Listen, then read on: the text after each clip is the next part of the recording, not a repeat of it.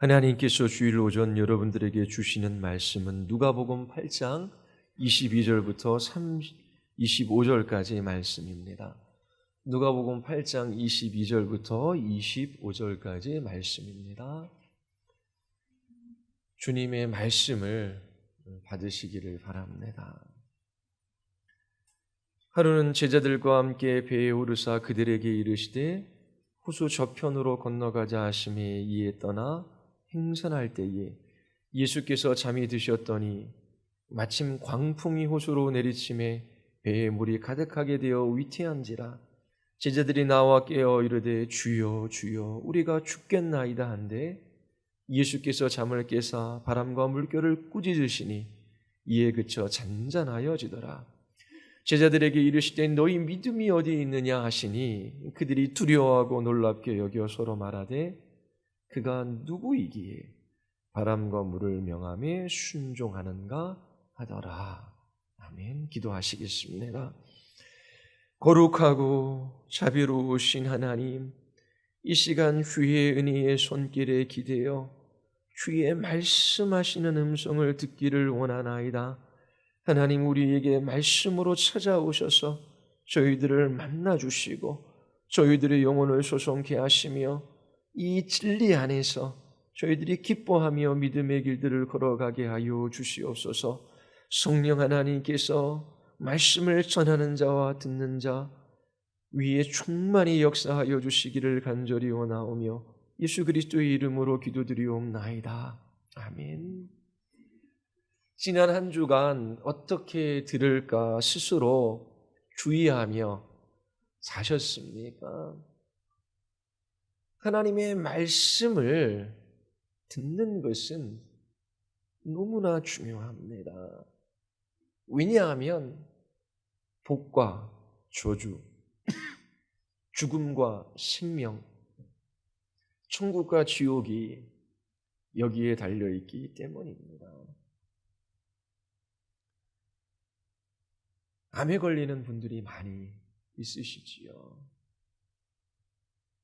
지난주에도 큰 대형 병원에 일이 있어서 갔었어요. 얼마나 환자들이 많은지요. 육신이 고장나면 즉각적으로 알고 치료받기 위하여 병원으로 달려갑니다. 암에 걸려 3개월, 6개월밖에 못 산다면 어떻게 하시겠습니까?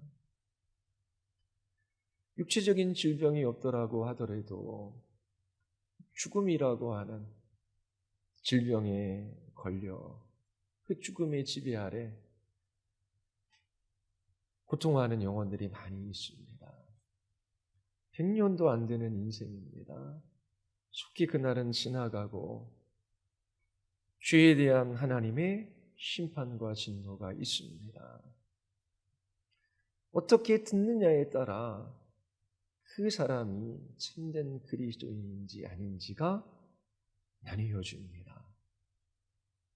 하나님의 말씀이 우리 영혼을 소송케 하고 그 말씀이 우리를 변화시키며 그 말씀이 우리를 새롭게 합니다. 하나님께서 말씀으로 찾아오셔서 우리를 만나주시고 그 말씀으로 주의 일들을 행하십니다. 말씀하시는 주의 음성에 여러분들의 온 마음을 기울이십시오. 그리고 그 말씀이 여러분들 마음 깊은 곳에 비추어지도록 주께 기도하는 마음으로 그렇게 이 말씀을 들으시기를 바랍니다.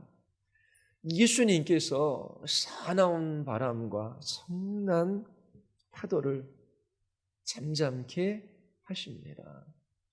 이 이야기는 교회 학교 다닌 어린아이들도 잘 알고 있어요.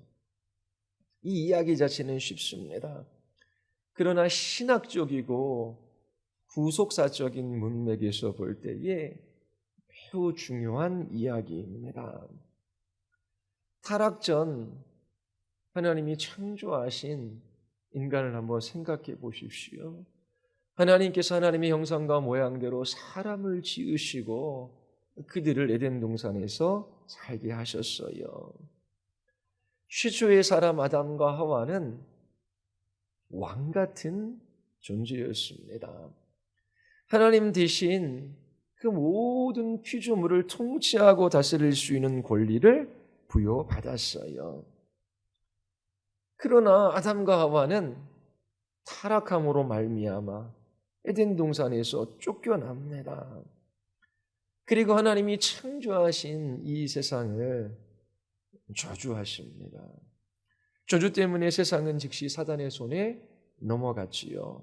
사단은 이 세상의 통치자가 되었습니다. 하나님과 같이 될 수 있다라고 하는 뱀의 꼬임에 빠져 죄를 지은 아담과 하와는 아주 비참한 지경에 이르게 돼요. 그 죄로 말미암아 고난과 고통을 경험하게 됩니다. 그리고 피조세계도 죄로 물들게 되지요. 그 죄의 결과 질병과 고통과 고난과 슬픔과 죽음과 공핍과 전쟁과 불의와 거짓과 자연재해와 기아와 그리고 사단적인 활동이 지금까지 계속되고 있습니다. 이 세상에 아무런 소망이 없는 듯 보입니다. 하지만 하나님께서 두 방면의 구속을 계획하셨습니다. 하나님께서 하나님의 백성들을 구속하시는 거예요. 다른 하나는 죄로 물든 이 피조 세계를 구속하시는 것이지요. 이 두 가지 구속 계획이 역사 가운데 실현되어집니다. 하나님께서 구약 백성들에게 구세주이신 메시아를 이 세상에 보내주실 것을 약속하셔요. 메시아이신 이 구세주는 피조세계와 하나님의 백성 모두를 구속하십니다.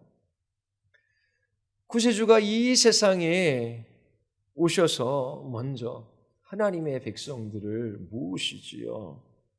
그리고 두 번째 다시 오실 때에 하나님께서 피조하신 이 세계를 구속하십니다. 바로 예수 그리스도의 초림과 재림 때에 일어나는 일입니다. 초림 때 그리스도는 하나님의 백성들을 구속하시기 위하여 이 세상에 오셨습니다. 그리고 재림 때에 예수님께서는 다시 오셔서 저주받은 이 모든 피조 세계를 완전히 새롭게 회복시켜 주십니다. 하나님의 궁극적인 구원 계획은 죄로 물든 사람과 또 저주받은 피조 세계를 그 죄와 그 죄의 비참한 결과로부터 구속하는 거예요. 예수님께서 이 세상에 처음 오셨을 때에 낮은 자리로 오셔서 죄인들을 위한 희생제물이 되셨습니다. 사람들을 구원하시기 위함이에요. 예수님께서 다시 오실 그 날에는 영광과 능력과 왕의 위엄으로 오셔서 악하고 불경건한 죄인들을 심판하시고 그리고 죄로 물든 피조 세계를 완전히 회복시켜 주십니다. 이러한 임무가 예수 그리스도에게 주어졌어요. 자, 이러한 일을 하실 수 있는 분이라면 무한한 능력을 가지고 있어야만 합니다. 사람이 사람을 구원할 수 없어요. 저주받은 이 피조 세계를 사람이 완전히 회복시킬 수가 없어요. 사람이 하는 일이라고는 하나님이 창조하신 이 세계를 더 망가뜨리는 것밖에 할 수 없습니다. 이처럼 피조 세계를 완전히 회복시키시며 죄와 죄의 비참함으로부터 인간을 구속하는 이 일은 인간의 이해를 넘어서는 능력을 가지고 계신 분이 하실 수 있는 일이에요. 이러한 능력은 오직 하나님께만 있습니다. 누가는 오늘 본문에서 예수님이 누구이신지 우리에게 소개하고 있어요.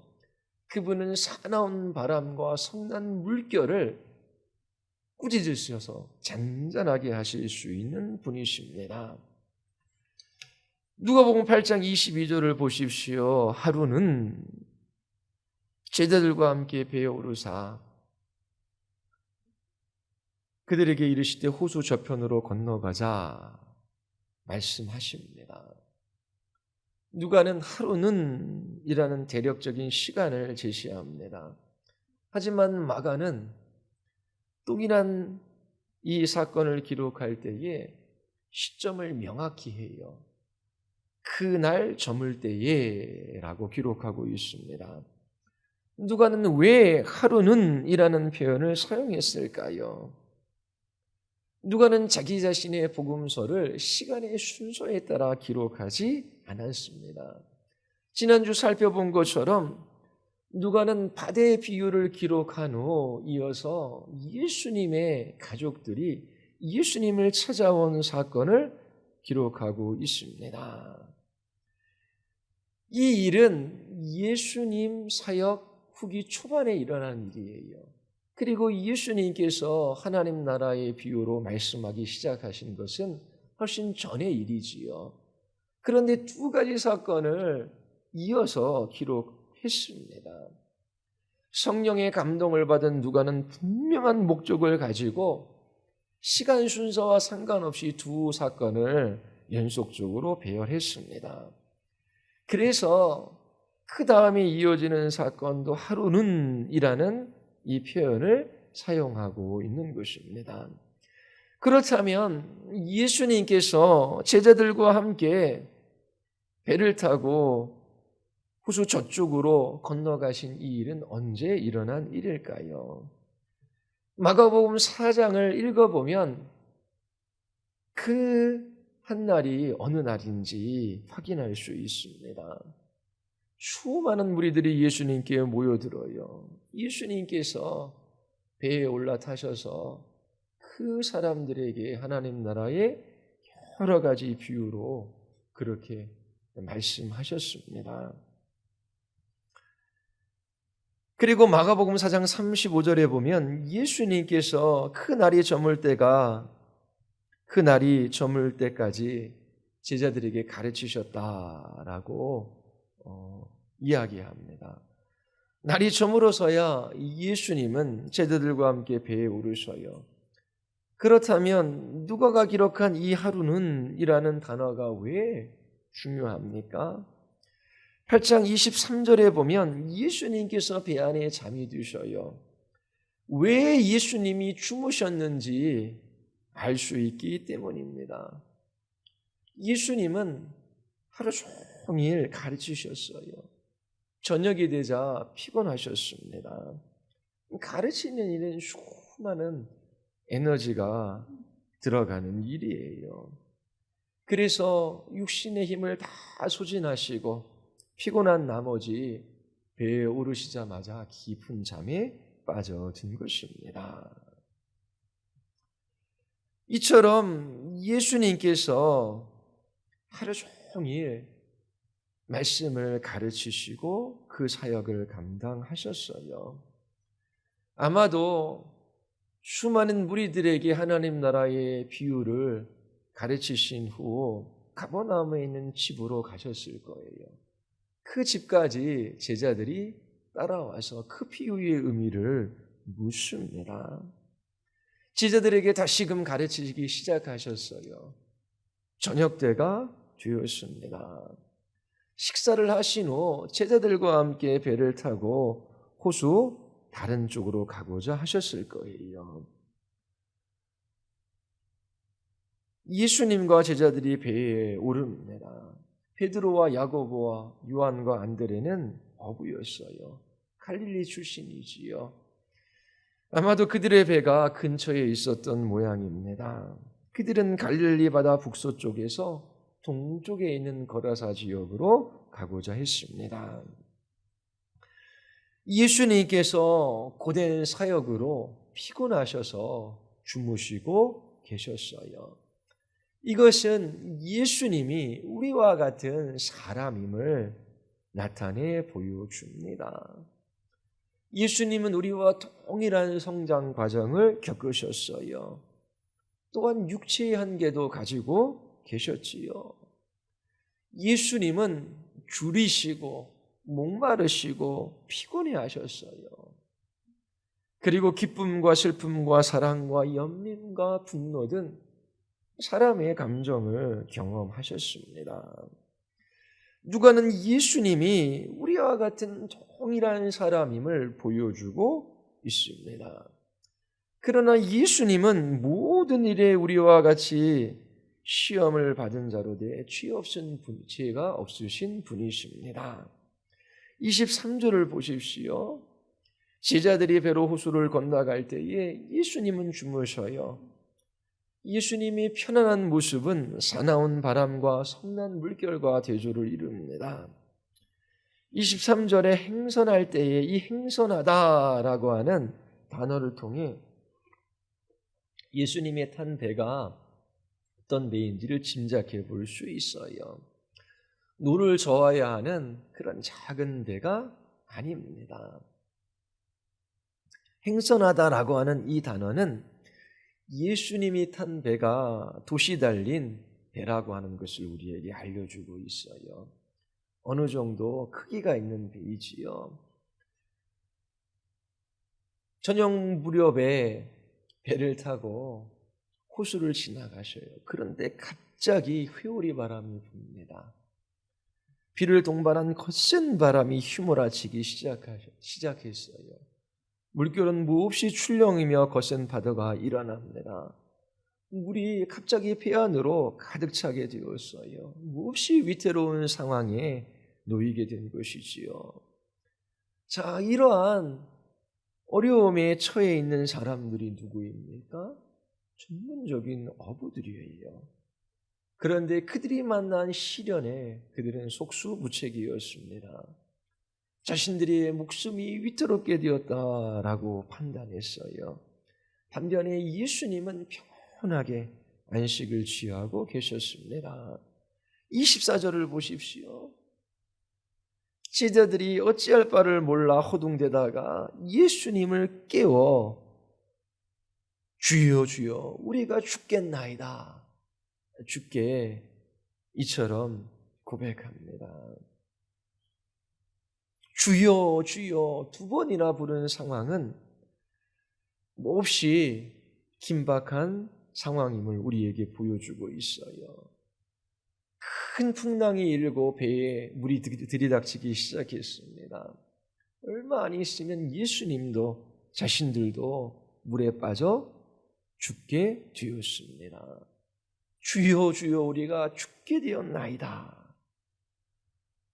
마가복음에는 주님 어찌하여 우리가 죽게 된 것을 돌아봐 주시지 아니하십니까? 그렇게 예수님께 말해요. 자, 24절 하반절을 보면 예수님께서 잠에서 깨어 일어나십니다. 그리고 바람과 물결을 꾸짖으셔요. 꾸짖는 것과 동시에 성난 파도가 잠잠해져요. 사나운 바람이 그칩니다. 누가복음 4장 35절에서 예수님은 귀신을 꾸짖어 이르시되 잠잠하라 명하시지요. 누가복음 4장 39절에서 베드로의 장모의 열병을 꾸짖으사 열병이 물러갑니다. 또 이 누가복음 8장에서 예수님께서 바람과 물결을 꾸짖으사 그 즉시 잔잔해지지요. 이처럼 예수님은 귀신이든지 질병이든지 아니면 피조세계든지 모두 꾸짖을 수 있는 분이셔요. 예수님께서 바람과 파도를 꾸짖으사 잠잠해졌습니다. 고요함이 호수에 감돌기 시작했어요. 구약 성경에서 피조세계를 주관하는 능력은 여호와 하나님께 있다라고 말해요. 여호와께서 그가 기뻐하시는 모든 일을 천지와 바다와 모든 깊은 데서 다 행하셨도다. 안개를 땅끝에서 일으키시며 비를 이루하여 번개를 만드시며 바람을 그 곳간에서 이시는도다. 하나님이 바람을 주관하셔요. 예수님께서 바람과 파도를 꾸짖으십니다. 그렇다면 예수님은 누구입니까? 제자들은 너무나 놀랍고 너무나 두려워합니다.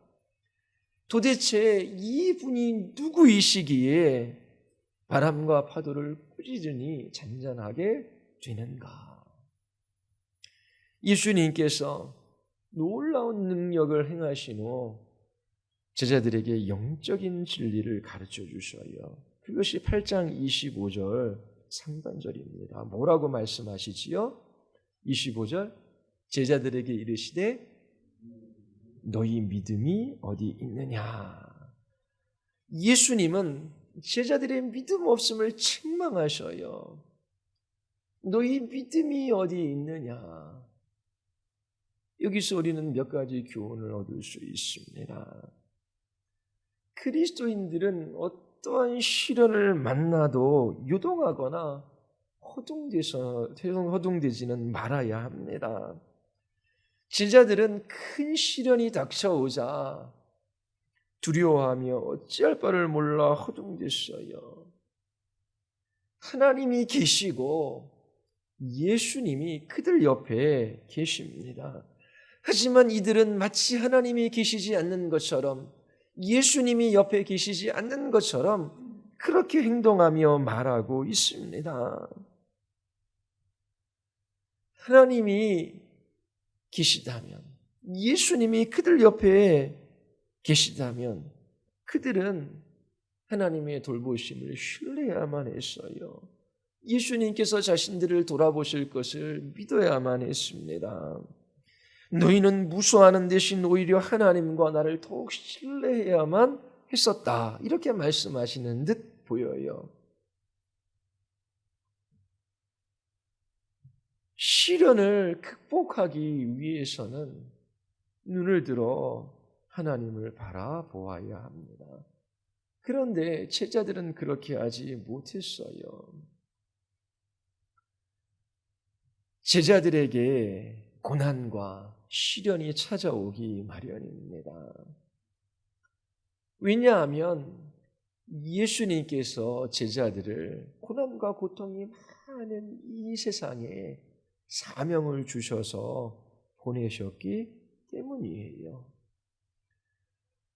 이 세상에 살아가는 그리스도인들이 어려움을 당하는 것은 당연합니다. 시련이 닥쳐올 때에 왜 예수님 믿는 우리들에게 이런 일들이 일어나는가 물을 필요가 없어요. 이 세상은 죄로 인하여 타락했고 그리고 하나님의 저주를 받은 세상이에요. 이 세상은 고난과 고통이 많이 있어요.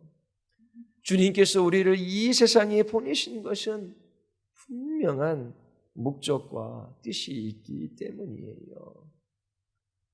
우리로 하여금 이 세상에서 믿음의 삶을 통하여 하나님의 어떠하심을 나타내라고 우리를 보내신 것이지요.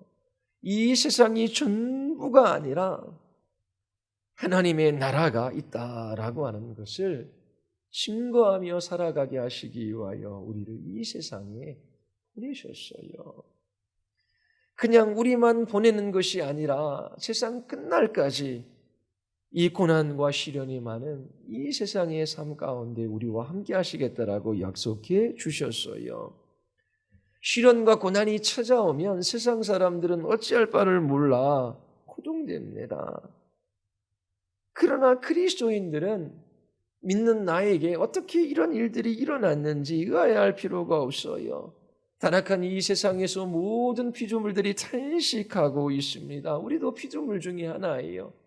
그리고 더욱더 하나님께서 우리에게 주신 그 사명이, 하나님께서 우리에게 사명을 주셔서 이 고난 많은 이 세상에 보내셨기 때문에 그리스도인으로서 고난받는 것을 이상하게 생각해서는 안 됩니다. 그 모든 일들 속에서 주님을 바라볼 수 있어야 돼요.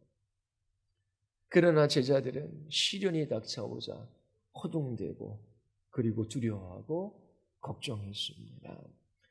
두 번째로 믿음이라고 하는 것은 자동적으로 발휘되는 것이 아니에요. 믿음은 사용해야 하는 것입니다.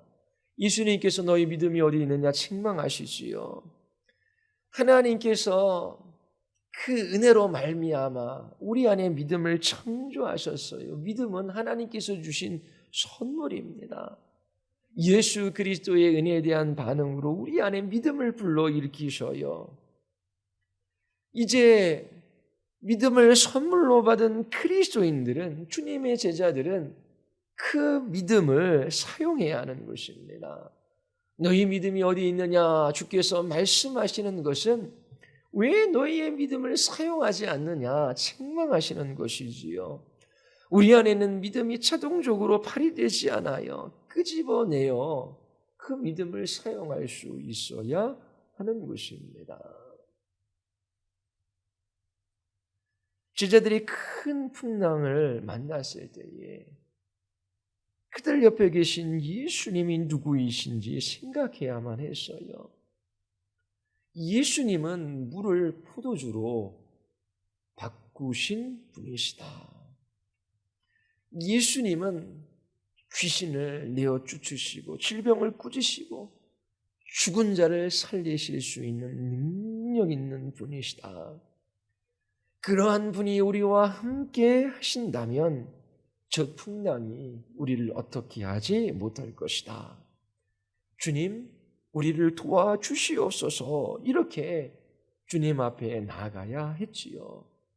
그러나 그들은 그 시련 앞에 요동하고 호둥대고 두려워하고 떨었습니다. 그리스도인들은 환경과 상황과 형편에 따라 그렇게 요동하는 삶을 살아가서는 안 돼요. 우리 환경과 형편과 상황은 언제든지 변화되기 마련입니다. 그 환경과 상황을 바라보며 살아가도록 우리를 부르신 것이 아니에요. 제자들이 배를 타고 갈 때에 큰 풍랑이 일어요. 예수님께서 바다 위를 걸어오셔요. 예수님께 찾아오시지요.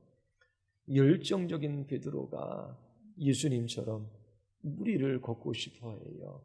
주님께서 걸어오라 말씀하시지요. 한 걸음 내딛었어요. 놀라운 일이 일어났습니다. 두 번째 걸음을 내딛었어요. 베드로도 무리를 걸었습니다. 그런데 그의 눈을 그리스도에게서 풍랑이는 바다로 옮겨갈 때에 그의 마음이 의심으로 가득 차기 시작했어요. 그의 몸이 물속으로 빠져들기 시작합니다. 이처럼 자신의 시야를 그리스도에게 고정하지 않고 풍랑이는 파도를 바라보면 의심 가운데 빠져들어갈 수밖에 없는 거예요. 한 걸음 내딛었습니다. 두 번째 걸음도 내딛었어요. 세 번째 걸음 저절로 내딛는 걸음이 아니에요. 걸음마다 베드로가 그의 시선을 예수님께 고정하고 걸어갈 때에 그가 예수님께로 가까이 더 가까이 갈 수 있었던 것이지요. 이처럼 그리스도인들은 자신들의 환경과 형편과 상황을 바라볼 때에 의심이 들고 그리고 넘어질 수 있어요. 믿음에는 의심도 있어요. 그러나 이처럼 환경과 상황을 바라보지 말고 그의 눈을 들어 변하지 않으시는 그 하나님을 바라보아야 하는 것입니다. 그렇게 그들이 하나님께 시선을 고정할 때에 예수 그리스도를 바라볼 때에 그들은 흔들리지 않는 주님의 제자의 삶을 살아갈 수 있는 것입니다. 그리고 어떠한 형편에서도 자족할 수 있어요. 환경과 상황과 이 여건이 나의 행복과 불행을 결정할 수 없다. 이러한 상황은 언제든지 변하기 마련이다. 변하지 않고 영원하시고 무한하신, 그리고 선하시고 지혜와 지식이 풍성하신 하나님 한 분 바라보자. 그러면서 그 안에 있는 믿음을 사용해야 하는 것이지요. 하나님은 선하신 분이셔요. 지혜와 지식이 무한하셔요. 그 아들을 십자가에 내어주시기까지 우리를 사랑하신 분이셔요. 지금 내게 시련이 닥쳐옵니다. 고난으로 인한 고통이 있어요. 그러나 선하신 하나님께서 나보다 나를 더 잘 알고 계신 지혜와 지식이 무한하신 하나님께서 나에게 가장 좋은 것이 무엇인지를 나보다 더 잘 알고 계셔서 이 모든 것들을 통하여 나에게 유익을 주실 거야. 나보다 나를 더 잘 알고 계신 하나님께서 이 모든 일들을 통하여 나에게 선을 베풀어 주실 거야. 그러면서 그 말씀을, 그 믿음을 붙들고 사용해야 하는 것입니다. 왜 너희들은 그 믿음을 사용하지 않느냐? 예수님께서 책망하시는 것이지요. 세 번째 교훈은 아주 작은 믿음일지라도 그 믿음은 가치가 있다라고 하는 것입니다. 제자들, 지금 예수님과 함께 있는 이 사람들은 믿음이 없는 사람들이 아니에요. 그러나 그들의 믿음이 작지요. 그들이 시련 가운데 허둥대고 두려워하다가 끝내는 예수님을 깨웁니다. 작은 믿음일지라도 그 믿음이 그들을 예수께로 인도한 것이지요. 예수님은 그들의 작은 믿음을 보시고 바람과 물결을 꾸짖으시고 잔잔하게 하셔요. 그들의 작은 믿음, 예수님을 찾는, 깨우는 그들의 믿음을 멸시치 않으십니다.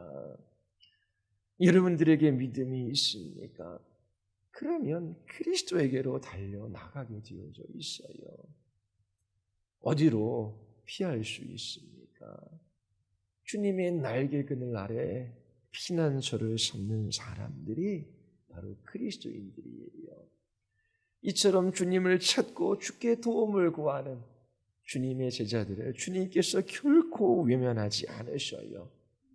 그들의 작은 믿음을 책망하시지만 그들을 구원해 주셔요. 예수님이 바람과 물결을 꾸짖으사 잠잠해졌습니다. 이 광경을 본 제자들이 두려워하며 놀라고 있어요. 과연 이분이 누구인가 서로 묻지요. 예수님께서 피조 세계를 다스리는 이 기적은 첫 번째가 아니에요. 누가복음 5장에 첫 번째 기적이 나옵니다. 시몬 베드로가 물고기를 잡는 이야기가 5장에 나와요. 물고기를 잡기 위하여 갈릴리 바다에 나아갔습니다. 밤새도록 수고했지만 물고기를 잡을 수 없었어요. 예수님께서 그에게 찾아오셔서 바다 깊은 곳에 그물을 던지라 명하십니다. 주님의 말씀을 따라 그물을 던졌어요. 많은 고깃대가 그물에 걸려 찢어질 지경이었습니다. 원래 그 시간에는, 그리고 그렇게 깊은 곳에는 고기가 없어요. 주님께서 고기들에게 명령하여 그 그물에 들어가게 한 것입니다. 그러나 누가복음 8장에는 더 놀라운 일이 일어났지요.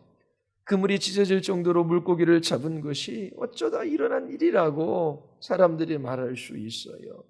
그러나 사나운 바람과 성난 물결을 꾸짖으사 그 즉시 잔잔하게 된 이 일은 인간의 이해를 넘어서는 일입니다.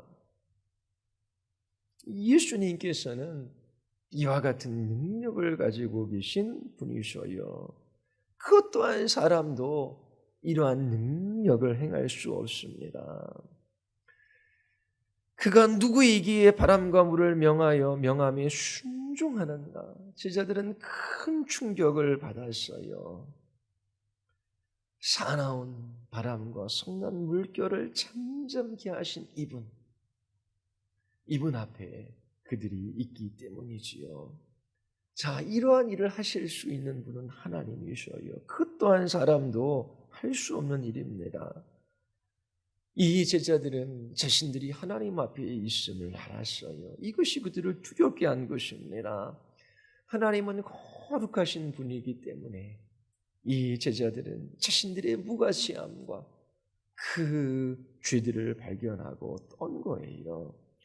거룩하신 하나님 앞에 서자 이처럼 자신들이 누구인지 보게 된 것이지요. 누가복음 5장에서 이 피조 세계를 다스리는 능력을 가지신 분이 바로 내 앞에 있다. 이걸 베드로가 알자 주님 앞에 엎드려 주님 나에게서 떠나주시옵소서 나는 죄인입니다. 그의 마음이 두려움으로 가득 찼기 때문에 이렇게 고백한 것입니다. 자, 누가복음 8장 오늘 우리가 읽은 본문을 포함하여 우리 하반절까지 보면 4가지 기적이 나와요. 누가는 예수님의 능력에 초점을 맞추어 이 누가복음 8장을 기록하고 있습니다. 22절부터 25절에 예수님은 바람과 물결을 잠잠하게 하셔요. 26절서부터 39절에 보면 예수님께서 더러운 귀신들을 내어 쫓으십니다. 그리고 44절에 보면 12해 동안 혈류병으로 앓는 여자가 고침을 받아요. 그리고 마지막 사건, 죽은 회당장 야이로의 딸이 다시 살아납니다.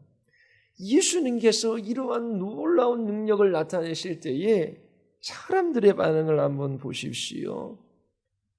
예수님께서 바람과 물결을 꾸짖으사 잠잠해졌어요. 이것을 본 제자들은 두려워하며 놀랐습니다. 귀신 들린 사람이 낫게 된 것을 보고 큰 두려움에 사람들이 사로잡혀요. 12해 동안 혈류병을 당했던 여인이 예수님의 옷가에 손을 대니 나음을 입었지요. 그는 두려워 떨며 주님 앞에 엎드립니다. 죽은 딸아이가 살아난 것을 본 이 부모, 정신이 나갈 정도로 그렇게 놀라할 말을 잃었습니다. 왜 그렇습니까? 도대체 이러한 능력을 행하신 분이 누구이시기에 그들이 일반적인 사람 앞에 있는 것이 아니라 하나님 앞에 있음을 깨달았기 때문입니다. 그리고 자기 자신들이 누구인지를 알았기 때문이죠. 그들은 모두 놀라고 두려워하며 떨었습니다. 제자들을 두렵게 하고 놀라게 한 것은 처음에는 광풍, 사나운 바람, 성난 물결이었어요. 그래서 오늘 읽은 이 본문을 그림으로 그린다면 어디에 포커스를 맞춰서 초점을 맞춰서 그림을 그리겠습니까? 막 회오리 바람이 불고 파도가 막 일렁이고 물결이 배에 들이치고 있어요. 제자들이 허둥대는 모습 그릴 수 있지요. 그런데 이 모습을 이 본문의 주제를 가장 잘 나타내는 그림, 진짜 화가가 그린 그림이 있어요. 어떤 그림이냐면 호수예요. 너무나 고요하고 잔잔해요. 그 호수 위에 배 한 채가 떠 있어요. 그리고 제자들의 배 안에 있어요. 제자들의 눈을 그릴 때에 검은 눈동자를 안 그렸어요. 희게 그렸어요. 왜냐하면 놀라면 눈이 커지고 그리고 이 흰자가 더 크게 보이잖아요. 그렇게 화가가 그렸어요. 잔잔한 호수를 보고 놀란 겁니다. 광풍을 보고 놀란 것을 그린 것이 아니라 정말 이 제자들을 놀라게 하는 것은 바람과 물결을 잔잔케 하시는 예수님 그분 때문이었습니다. 자, 이처럼 피조 세계를 다스리는 이분이 도대체 누구입니까? 하나님만이 이 피조 세계를 다스릴 수 있는 분이셔요. 지금 제자들이 피조 세계를 다스리시는 그분 앞에 있습니다. 누가는 오늘 이 본문 말씀을 통하여 예수님이 누구인지 우리에게 말해주고 있어요.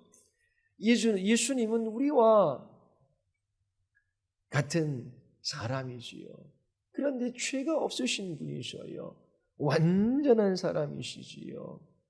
의롭고 죄가 없으신 완전한 사람이셔요. 동시에 예수님은 완전한 하나님이십니다. 신성과 인성을 한 인격에 가지고 계신 분이셔요. 자, 예수님은 육체의 에너지를 다 소진했어요. 하루 종일 사역하시느냐고 피곤하십니다. 그래서 배를 타시자마자 깊은 잠에 빠져드셨어요. 육체의 한계를 가지고 계신 분이셔요. 모든 일에 우리와 한결같은 시험을 받은 분이시되 죄가 없으신 분이셨어요. 또한 예수님은 완전한 하나님이십니다. 성경 여러 곳에서 증거하고 있어요. 오늘 본문은 피조세계를 다스리시는 그분의 능력을 보여주고 있습니다. 예수님께서 자연세계를 꾸짖으시자 예수님의 명령에 순종합니다. 하나님만이 하실 수 있는 분이에요. 누가는 이처럼 예수님을 참 하나님이시며 참 사람으로 우리에게 증거하고 있어요. 그렇다면 왜 예수님이 참 하나님, 완전한 하나님이시며 완전한 인간이시다라고 하는 이것이 중요한 것일까요?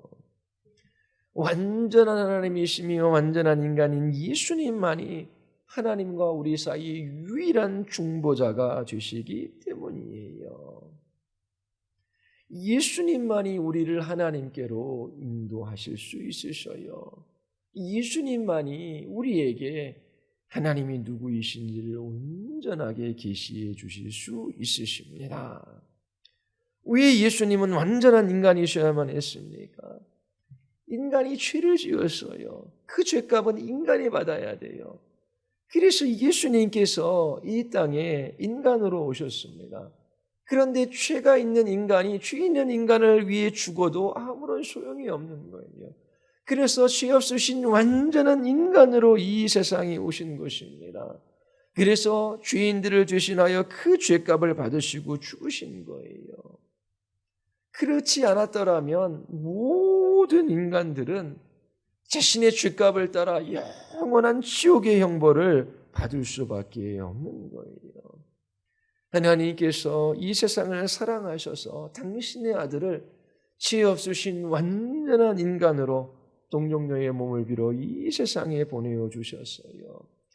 완전한 인간이신 예수님만이 우리의 죄를 대신해서 십자가에 죽으시고 또 우리의 죄를 용서해 주실 수 있는 분이십니다. 왜 예수님은 완전한 하나님이셔야만 했습니까? 하나님의 영원한 형벌과 모든 시대 사람들의 이 죄를 다 짊어지시려면 그분은 하나님이셔야만 했어요. 참 하나님이신 예수님만이 모든 사람의 죄를 자기 자신의 인성에 짊어지실 수 있으셔요. 우리를 위해 죄를 짊어지셔서 구원하실 수 있는 분은 하나님밖에 안 계십니다. 그리고 예수님은 자기 자신의 생명을 버리실 수도 있고 다시 취하실 수도 있는 분이셔요. 이처럼 예수님께서 자기 자신의 생명을 버리시고 다시 취하심으로 생명과 의를 얻으셨어요. 이처럼 우리에게 참 생명과 의를 주실 수 있는 분은 하나님이셔요. 그래서 예수님은 참 하나님으로 이 세상에 오신 것입니다. 여러분들은 예수님을 누구라 고백하고 계십니까? 이 고백에 따라 복과 저주, 죽음과 생명, 천국과 지옥이 갈리어져요. 도대체 예수님이 누구이시기에 사나운 바람과 성난 물결을 꾸짖으심에 잔잔해졌습니까? 이와 같은 예수님만이 이 죄와 이 죄의 비참함에서 우리를 구원하실 수 있으셔요. 그리고 저주로 그렇게 망가진 이 피조세계를 완전히 새롭게 회복하실 수 있는 유일한 분이십니다. 이 예수 그리스도에 대한 바른 신앙 고백을 가지고 날마다 그분을 믿음으로 한 걸음 한 걸음 여러분들이 살아가시기를 바랍니다. 예수 그리스도 그분으로 인하여 넉넉히 세상을 이기는 한 주간의 삶이 여러분들 안에 있기를 바랍니다. 우리 같이 기도하시겠습니다. 우리 이 시간 기도할 때에